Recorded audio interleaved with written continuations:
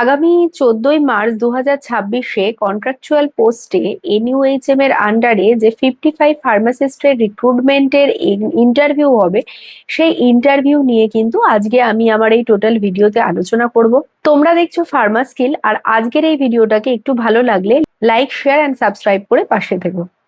Total selection প্রসিডিওরে আসলে দেখা যাবে টোটাল 100 মার্কসের মধ্যে কিন্তু 85 মার্কস একাডেমিক কোয়ালিফিকেশন থেকে আসে, যেখানে diploma holder 65, bachelor degree holder 75 আর মাস্টার ডিগ্রি যদি কারোর থাকে সেক্ষেত্রে 85 মার্কস।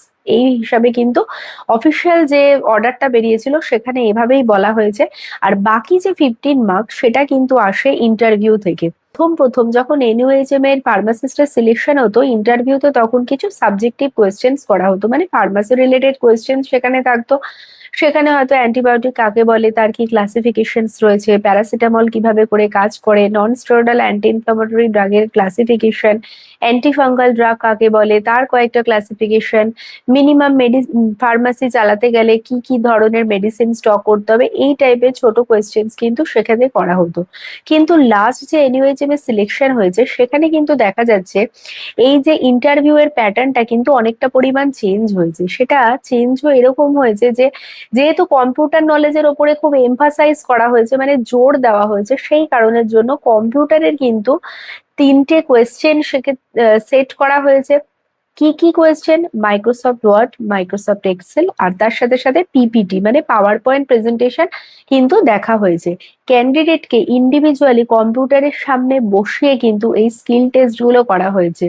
ওয়ার্ডে হয়তো কোনো রকম রিপোর্ট বানাতে বলা হয়েছে, এক্সেলের কোনো ফর্মুলা পুট করে হয়তো কোনো ক্যালকুলেশন করতে বলা হয়েছিল, আর তার সাথে সাথে ট্যাবুলেশন ফর্মে কোনো রিপোর্ট বানাতে বলা হয়েছে। পাওয়ার পয়েন্ট প্রেজেন্টেশন কোনো একটা টপিক তুলে ধরা হয়েছে, তার এগেনস্টে বলা হয়েছে যে এইটার বেসিসে কিন্তু সুন্দর করে একটা পাওয়ার পয়েন্ট প্রেজেন্টেশন, খুব ফাস্ট ফাস্ট আই ক্যাচি করে একটা পাওয়ার পয়েন্ট প্রেজেন্টেশন বানাতে হবে।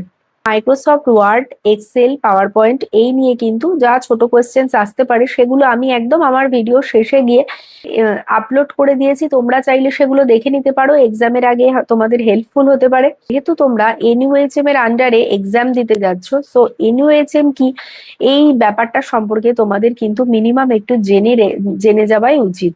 এই এনইউএইচএম হচ্ছে ন্যাশনাল হেলথ মিশনের একটা part, national urban health mission. এই প্রোগ্রামটা লঞ্চ হয়েছিল in the year of 2013 under the ministry of health and family welfare.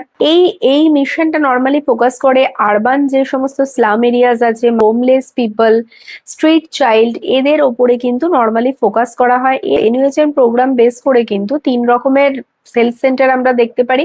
একটা হচ্ছে পিএসসি মানে প্রাইমারি হেলথ সেন্টার, আরেকটা সিএসসি মানে কমিউনিটি হেলথ সেন্টার, আরেকটা আছে হচ্ছে HWC health and wellness centre. ডিজিজের প্রিভেনশন অ্যান্ড সেই বিষয়ে কিন্তু অ্যাওয়ারনেস করার জন্য করার ওপরেও ভীষণ জোর দেওয়া হয় এই এনইউএইচএম এর আন্ডারে।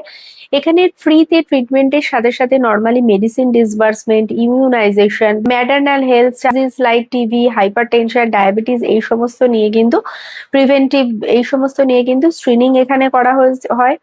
আর এনইউএইচএম এর সাথে কিন্তু অনেক রকম ন্যাশনাল প্রোগ্রাম লিঙ্ক আপ করা থাকে। ন্যাশনাল প্রোগ্রাম যেরকম revise national tuberculosis control programme, national AIDS control programme, immunisation programme, এই সমস্তই কিন্তু এনইউএইচএম এর পার্ট হিসেবে ধরা যেতে পারে। যেহেতু তোমরা ফার্মাসিস্ট হিসেবে অ্যাপ্লাই করতে চলেছো, সো এনইউএইচএম এর ফার্মাসিস্টদের কি কি রেসপন্সিবিলিটিস আর ডিউটিস থাকে সেটা কিন্তু একটু জেনে রাখা দরকার।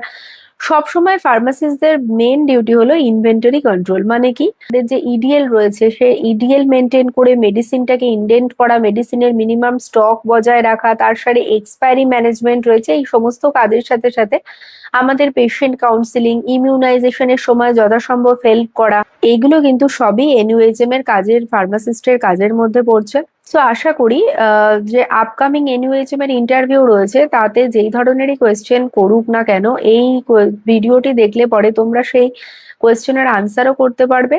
আর তার সাথে সাথে যদি কোনো রকম কোয়ারি থাকে, আমার ডিসক্রিপশন বক্সে যে মোবাইল নাম্বার দেওয়া রয়েছে সেখানে তোমরা আমাকে হোয়াটসঅ্যাপ করতে পারো বা মেসেজ করতে পারো। আর ফার্মা রিলেটেড এই ধরনের ছোট বড় আপডেট পাওয়ার জন্য অবশ্যই ফার্মাস্কেল চ্যানেলটিকে সাবস্ক্রাইব করে নিও। আর এর পরের ভিডিওতে আমি 13ই মার্চ আরআরবি ফার্মাসিস্টের রিক্রুটমেন্টের যে এক্সাম হবে সেই এক্সাম বেসিস, সেই এক্সামের কোয়েশ্চেন আনসার বেসিস কিন্তু কিছু আমি সেই এক্সামের খুব ইম্পর্টেন্ট কিছু কোয়েশ্চেন আনসার নিয়ে আলোচনা করতে চলেছি।